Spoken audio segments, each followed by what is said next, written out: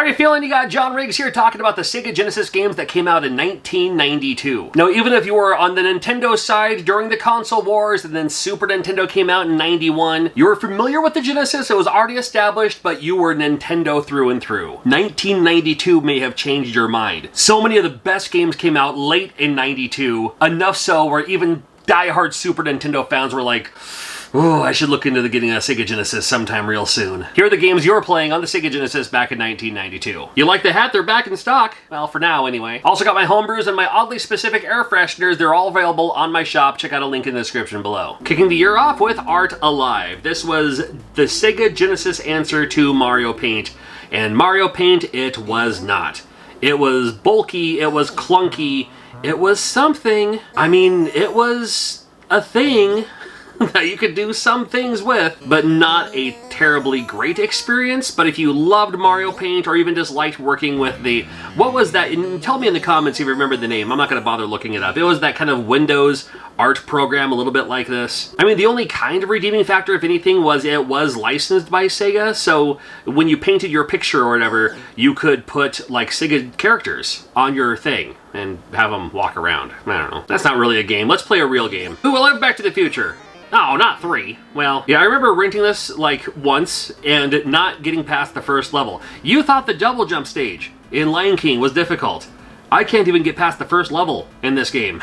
And maybe you got farther than me, but it had come out in 92. I just wanted to showcase it briefly. I remember seeing it on our rental shelves a long time at Crazy Mike's. Golden Axe 2 came out early in 92, and this ruled. I was such a big fan of Golden Axe in the arcade. Literally have a photo of me playing Golden Axe in the arcade from back in the day. And I loved Golden Axe, I just did.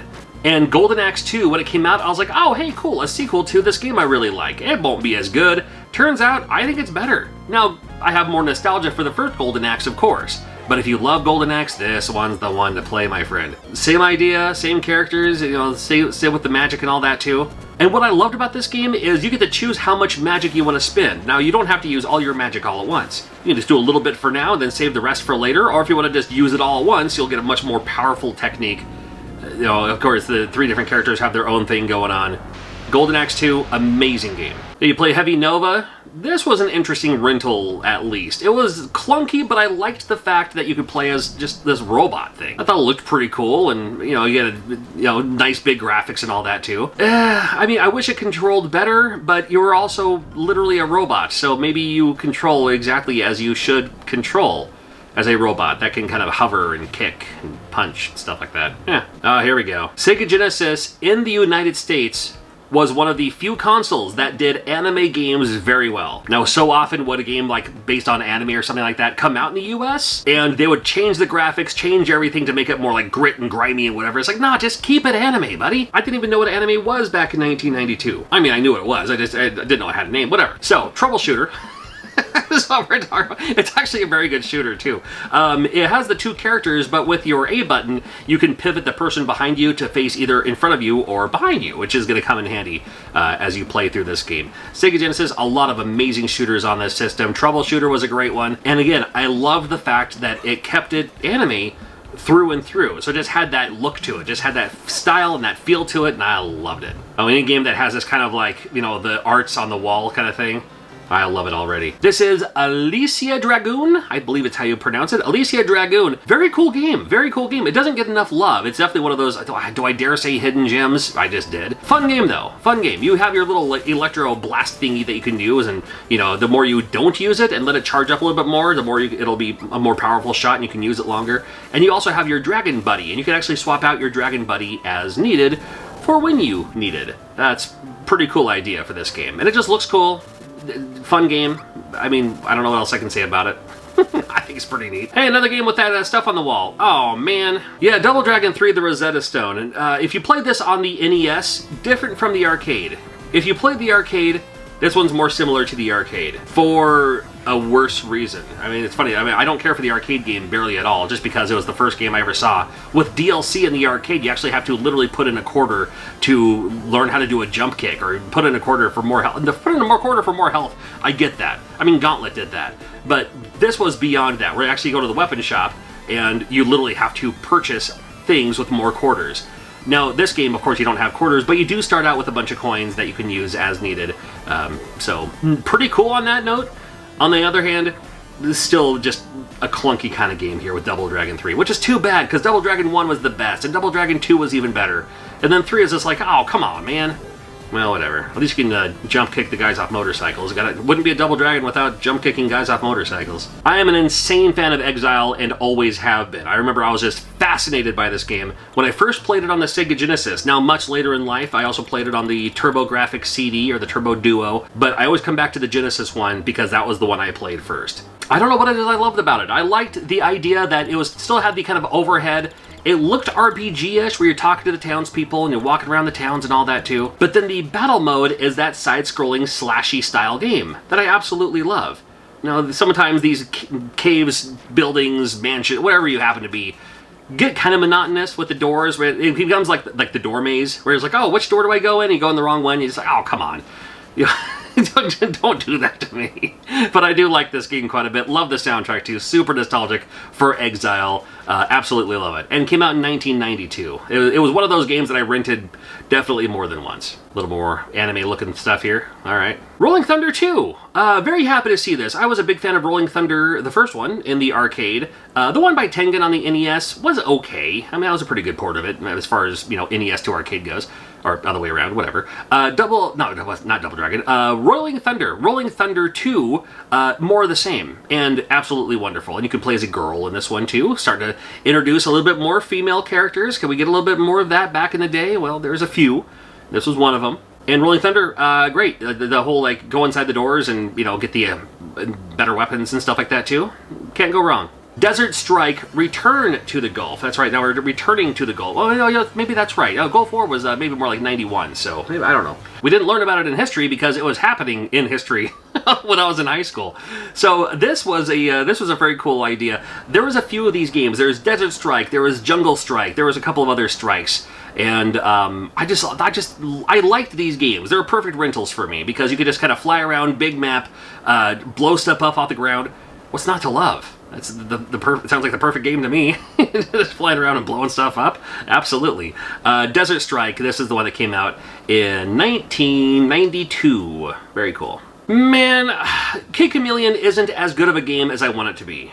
I do like Kid Chameleon quite a bit, and just the intro alone I thought was pretty cool too. I wish the controls were a little bit more tight. I wish it wasn't so slippery, or suppose. I do like the idea. It's a platformer. It's an action platformer, and you pick up these helmets. I love that idea. I mean, Mask was like my favorite cartoon of all time for the longest time. Toy Line or whatever. You know what I mean. It's funny. I think I played with the toys more than watched the cartoon, but I love the cartoon. Anyway, I digress. Back to Kid Chameleon, where you're stuck in this VR thing, which is ahead of its time for its time. Again, this is like way before Lawnmower Man and stuff like that.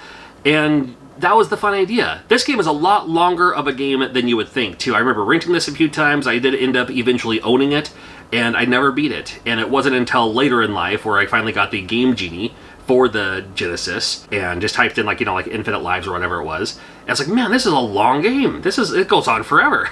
but very cool idea for a game. I wish the play controls were tight. Still very cool. And people who grew up with Sega Genesis, they're going to know them some Kid Chameleon for sure. Mystical Fighter was always a fun one too. Anytime I could find like a two-player, you know, beat 'em up kind of game where like my friends and I could play something for the weekend or even for the day, even like an overnight rental or something like that, always a good time for me. And this one here, you play as the Kabukis, which is always kind of fun too. Can't go wrong with a side-scrolling beat 'em up, and when you add the Kabuki factor to it, man, I'm all in. Toki was a game I loved in the arcade. I remember playing Toki, the first time I ever saw it in the arcade was in Seaside, Oregon, at that arcade on the corner. If you've been to Seaside, you know the arcade I'm talking about. And then there's the NES one, which plays like the arcade. The NES one is the arcade version, and then this one's like a sequel to it, I suppose. It's like it's its own thing. It's not quite like the arcade, but still it plays exactly like the arcade version. But the levels are different and all that too. So let's just kind of call it a sequel, I suppose. Very cool though. I mean, the fact that you play as a monkey is kind of fun. You spit out these things, you can get your upgrades and all that too. I like it. Oh, we're now in the future year of 2010. Watch out now. Two Crude Dudes. This is from Data East. I've heard someone say, like, oh, this is like a little side story or spin-off or pseudo-sequel to Bad Dudes, also from Data East. I guess I could kind of see that, I suppose. I liked this game. This is another kind of two-player game. We would just play this and have fun with it, whether it be my friend Dan or my next-door neighbor at the time. Just something fun to play. The fact that you could pick up cars and throw them was the best thing ever. You could also pick up people, you could pick up signs, you could pick up just about anything in this game, and use it as a weapon. Gotta love that. Two Crude Dudes.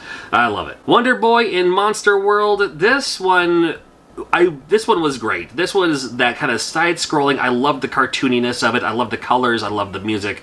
I loved a lot about this game. This was very, very cool. Wonder Boy in Monster World, where you can get your items and get your upgrades and collect your stuff and get your coins. And you can grind for coins as well, because the enemies respawn really quickly. It has some platforming, jumping things, but Wonder Boy in Monster World, always a pleasure. Oh, I love the graphics on this one. Yeah, more anime for your face. Ernest Evans. Nobody told anybody that the animation does not have to go this hard in a game like this. It's like every little fluid piece of animation. It's like when you watch a cartoon today, and I'm not knocking the cartoons of today, but let's just take the animation, for instance. Watch a cartoon today, could be anything, and then watch like an old Popeye cartoon from way back in the day. The animation just flows like silk. And for some reason, the animation in this game does not have to go this hard.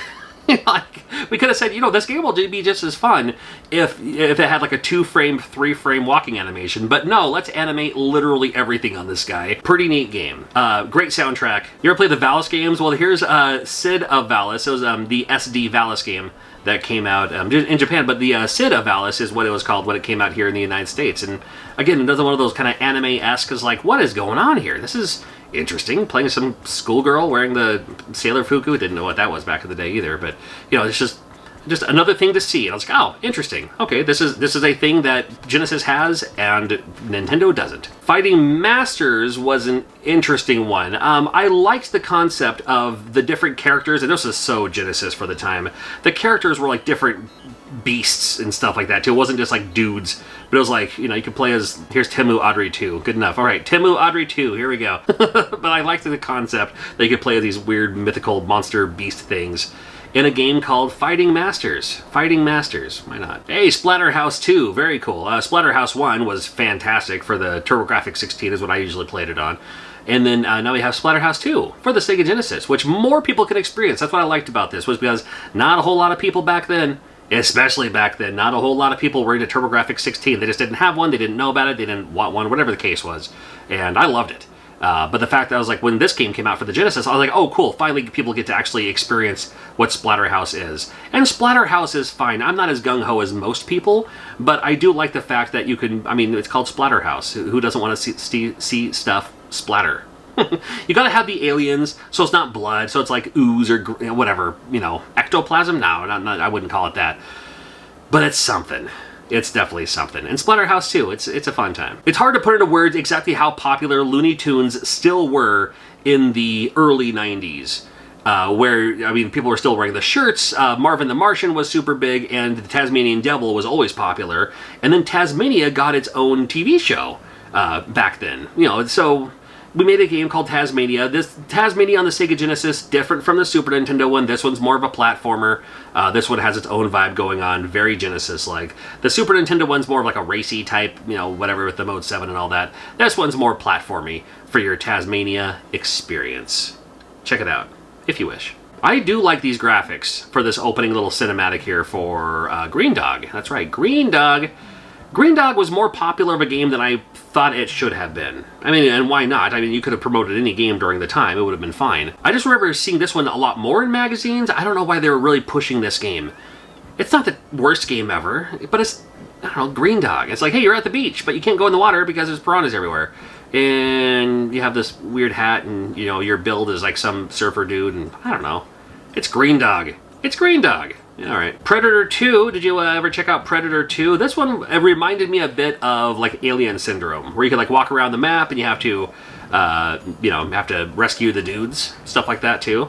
Didn't really play it a whole lot, but yeah, Predator 2 came out in 1992. If you haven't checked it out, And maybe if you're a big fan of Alien Syndrome, like I was, might be worth checking out for you. Looking forward to streaming this maybe later. Oh boy, okay, alrighty.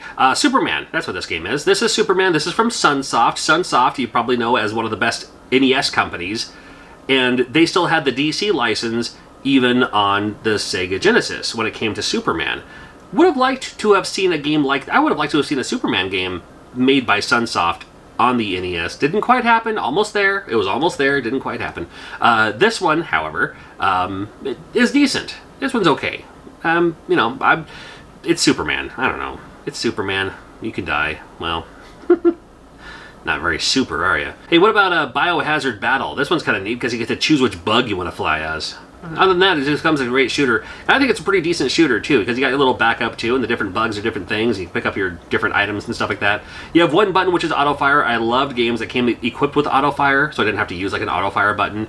But it has an auto-fire button, and then the other button, you can charge up your shot and give you a more powerful shot, too. I love having the option for that. And biohazard battle. Pretty cool. I'm going to go off on a limb and say nobody in the history of time ever rented or purchased Crew Ball because they wanted video pinball. They got it because they had the Motley Crue soundtrack. That's good enough for me. Good enough for me. And as video pinball, it's okay. It's okay. And it's not every song in this game is from Motley Crue. There's a few of them. Motley Crue, cool. I have no problems with Motley Crue, but it's an okay video pinball game. But it does have the Motley Crue soundtrack, which makes it the best. What is up with the McDonald's games on the Genesis being amazing? This is Mick and Mach as the Global Gladiators. It is a McDonald's game. It features McDonald's. The soundtrack, again, insane. A game like this shouldn't have a soundtrack like this, but that was just the attitude of the time, or the tude, spelled with an apostrophe. That's right. It is a action platformer shooter, has that European style with the big colors and the big splatters, and numbers have shading on them for some reason.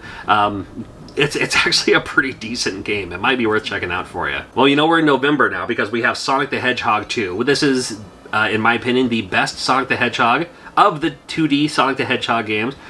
This one, I'm a Sonic Adventure fan, what can I say? But Sonic 2 was great because you could play as Tails. Player 2 could play as Tails. And there's like a race game and stuff like that too. But if you play as a one-player mode, the second controller can control Tails. Tails does not die. So you can always just use Tails or have a second controller or have your little brother or sister. I didn't do this at the time myself, or I just have someone else who just wants to be a helper. Play as Tails for you to help you defeat the enemies, or just at least help you pick up rings when you keep getting hit and stuff. So you at least always have a ring handy. The bonus stage, I liked way more than the bonus stage for the first one to get your Chaos Emeralds. I was like, oh, it's like 3D, but on a Sega Genesis. What? That's insane. Well, love me some Sonic 2. X Mutants came out in 1992, and I had high hopes for this game, but I also didn't even know what this game was all about. That makes sense. I was like, man, I can't wait to play this game. It looks super awesome. I want to rent it. Yeah, X Mutants. What does it mean? I don't have a clue. But it was okay. It was a generic Genesis game. I shouldn't say generic because it was a little bit more than that. But I don't know. Again, I didn't know what I was expecting, but it wasn't this. But I also don't know what I was expecting. So better than expected, but then also at the same time, I was expecting more? That makes sense? No? Well, X Mutants was that for me. You ever played the Genesis version of Sunset Riders? Now, you maybe have played only the Super Nintendo version of Sunset Riders. Excellent game. The Genesis version, when you finally play it, well, you can only choose 2 characters, so keep that in mind too. And you're probably already let down saying, what? In the Super Nintendo, I can play as all 4.